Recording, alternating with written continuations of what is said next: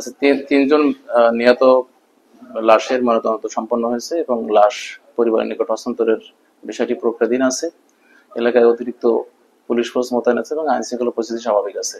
ঘটনার বিষয়ে ভিকটিমের পরিবারের সাথে যোগাযোগ হয়েছে, তারা ঘটনার সংশ্লিষ্ট বিষয়ে এজাহার দায়ের করবে অদ্যই, এবং এজাহার দায়ের করলে আমরা মামলা রুজু করব এবং আসামি গ্রেপ্তারের জন্য অভিযান অব্যাহত আছে।